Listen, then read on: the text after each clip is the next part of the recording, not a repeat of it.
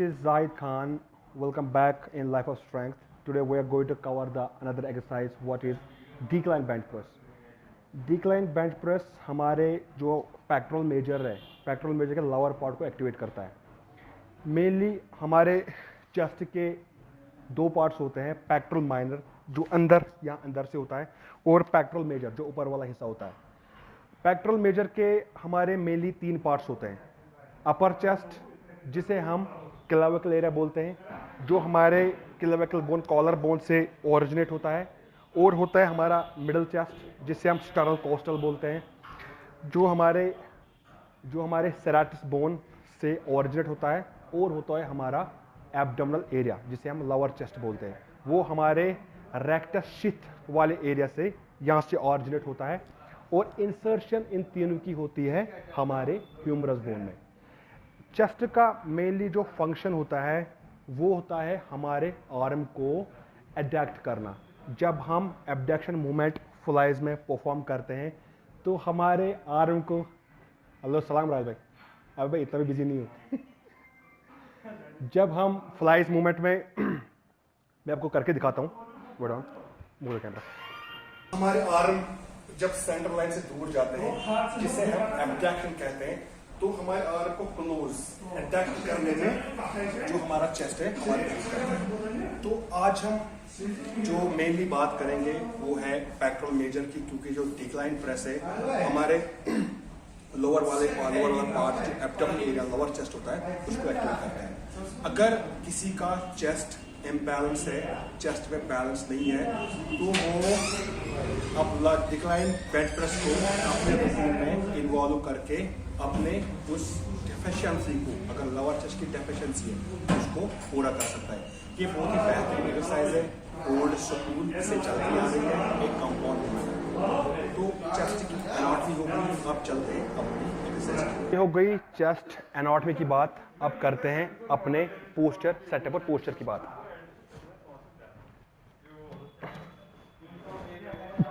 जो आपके फीट्स रहेंगे वो आपके पैड से अटैच रहेंगे ताकि आप पीछे फिसले ना. उसके बाद आती है आपकी ग्लूट की बारी. ग्लूट आपका बेंच पे टच रहेगा, और उसके बाद आती है बारी आपके लोअर बैक की. बहुत सारे लड़के लोअर बैक में स्ट्रेच नहीं रखते, यूं आर्क नहीं रखते. लोअर बैक में आर्क रखने से एक तो आपका जो बार और चेस्ट की जो डिस्टेंस है वो कम हो जाती है, आपकी रेंज ऑफ मोशन कम हो जाती है, आप हैवी वेट को लिफ्ट कर सकते हैं, और जो आपका जो शोल्डर सॉकेट, शोल्डर फोसिया, ग्लैंडेड फोसिया जिसे बोलते हैं, जो आपकी शोल्डर बॉल है वो डीप सॉकेट में जाती है और उसे एक सेफ्टी मिलती है. तो इसलिए जो हमारा बैक है उसमें आर्क जो है वो बहुत ही नेसेसरी है. उसके बाद आती है आपकी एब्डोमेन की बारी. कोर टाइट, आपकी कोर टाइट रहेगा. कोर टाइट इसलिए रहेगा क्योंकि एक तो आपके जो स्पाइन है उसे प्रोटेक्शन मिलती है, दूसरा आपको एक कॉम्पैक्ट और सॉलिड पोजीशन मिलती है. उसके बाद बारी आती है हमारी जो और एक हमारे चेस्ट की. चेस्ट आपका अप रहेगा. अब चेस्ट आप क्यों रहेगा? क्योंकि बहुत सारे लड़के चेस्ट आप नहीं रखते, उसका जो फ्रंट डेल्ट है वो आगे आ जाता है, और फिर वो कंप्लेन करते हैं कि बेंच प्रेस करते समय हमारे शोल्डर में पेन होता है. ये इसलिए होता है क्योंकि आपका जो आप चेस्ट अप नहीं रखते. चेस्ट अप रखना है, अपने शोल्डर ब्लेड को रिट्रैक्ट करना है. उससे क्या होता है कि आपका चेस्ट जो एक्टिवेशन है वो आपके चेस्ट में आएगी, आपके शोल्डर में नहीं. एक सही आर्टिस्ट वही होता है जिम में जिसे अपने जो बाकी पार्ट्स है उन्हें एलिमिनेट करने का हुनर मालूम हो. तो आपको चेस्ट अप रखना है, ब्लेड रिट्रैक्ट रखना है, ताकि आपका शोल्डर जो प्रेस में ज़्यादा इन्वॉल्व ना हो. तो उसके बाद आती है और एक चीज़, बहुत सारे लड़के और एक मिस्टेक है, जो बार वो यहाँ से लिफ्ट करते हैं, यहाँ से इतना पीछे चले जाएंगे, इतना यहाँ से बार लिफ्ट करेंगे, या वो यहाँ से बार लिफ्ट करेंगे. अभी कम वेट पे तो ठीक है, लेकिन जितना आपका वेट हैवी होता जाएगा आपके शोल्डर में इंजरी हो सकती है. बिकॉज जब आप अपना वेट यहां से लाएंगे, यहां से, तो बाहर को लाने में awkward, यहां पर शोल्डर को ये डिस्टेंस तय करनी पड़ती है, या आप वेट यहाँ से लाएंगे तो आपके शोल्डर को ये डिस्टेंस तय करनी पड़ती है। तो दोनों ही सूरतों में ये आपके शोल्डर के लिए डेंजरस है। तो उसके बाद और एक मिस्टेक जो आती है वो आती है ग्रिपिंग की। ग्रिपिंग जो आपकी होगी वो होगी शोल्डर विड्थ से थोड़ा बाहर। अब अगर आप शॉर्ट ग्रिप लेंगे तो एक्टिवेशन जो है आपके ट्राइसेप्स में आएगी। अगर आप वाइड ग्रिप लेंगे तो जो स्ट्रेच है अननेसेसरी स्ट्रेच वो आपके शोल्डर में आएगा। तो एक सही ग्रिप है शोल्डर विड्थ से थोड़ा बाहर। इससे आपकी रेंज ऑफ मोशन बढ़ जाती है और आपके रिस्ट्स और आपके शोल्डर के लिए ये बहुत सेफ है। तो आपकी ग्रिप रहेगी शोल्डर विड्थ से थोड़ा बाहर, ठीक है। तो ये होगी ग्रिपिंग की बात। इसके बाद बात आती है आपकी रेंज ऑफ मोशन की। रेंज ऑफ मोशन रहेगी आपकी ये 3 2 1 कॉन्ट्रैक्ट, 3 2 1 कॉन्ट्रैक्ट, 3 2 1 कॉन्ट्रैक्ट, 3 2 1 कॉन्ट्रैक्ट। ये आती है आपकी रेंज ऑफ मोशन। उसके बाद रेंज ऑफ मोशन के बाद हम बात करते हैं आपके टेम्पो की। मैडम भाई थोड़ा ये चालू रखो, आप कंटिन्यू रखो। इसके बाद बात आती है आपके टेम्पो की। टेम्पो आपका स्लो रहेगा, टेम्पो आपका रहेगा स्लो। 3 2 1 contract, 3 2 1 contract. टेम्पो आपका स्लो रहेगा। जो आपके नेगेटिव्स है जिन्हें नॉर्मली हम बात करेंगे अब टेम्पो की। टेम्पो आपका रहेगा, जो टेम्पो है टेम्पो आपका रहेगा 3 2 1।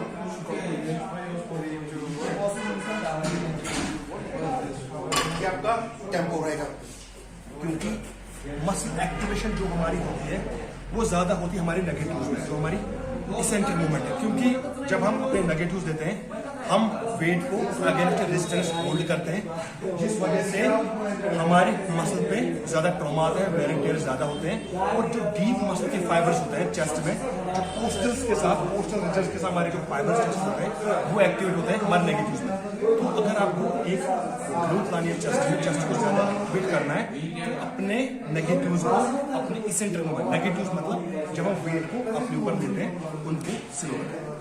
तो अब बात करते हैं हमारे बात का बात।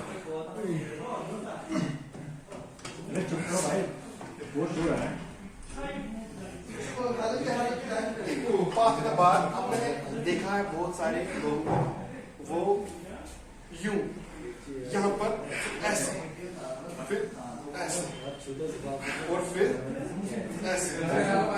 नहीं पता कि ये किस जानवर ने किया है, कहाँ से चलता आ रहा है, किस किताब में। मैंने कम से कम मैंने 200 रिसर्च इस एक्सरसाइज में पढ़ी है।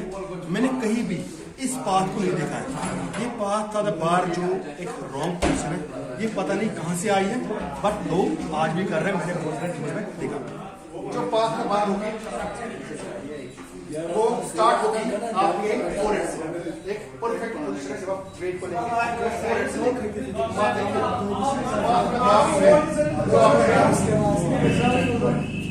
एब्डोमेन है, लोअर चेस्ट पे आएगी और फिर लोअर चेस्ट पे ऊपर, लोअर चेस्ट फिर ऊपर। ये होता है पाथ का बार। इसके बाद हम बात करेंगे अपने ब्रीथिंग। ब्रीथिंग मैंने पहले ही आपको बोला है कि ब्रीथिंग बहुत इंपॉर्टेंट होती है हमारी एक्सरसाइज में। अगर हम सही से ब्रीथ नहीं करेंगे तो हमारी जो ऑक्सीजन लेवल है हमारी बॉडी में वो ड्रॉप हो जाती है। तो ब्रीथिंग होगी हमारी ब्रीथिंग होगी सांस अंदर, सांस बाहर, सांस अंदर, इसेंट्रिक में अंदर, कॉन्सेंट्रिक में बाहर, इसेंट्रिक में अंदर, कॉन्सेंट्रिक में बाहर। तो ये आपकी एक सी ब्रीथिंग। अब मैं कुछ रैप्स करके दिखाता हूँ। जो सी पोजीशन हमारी है, पैर फंसे हुए, बैक में यार, chest up, shoulder blades retract, shoulder back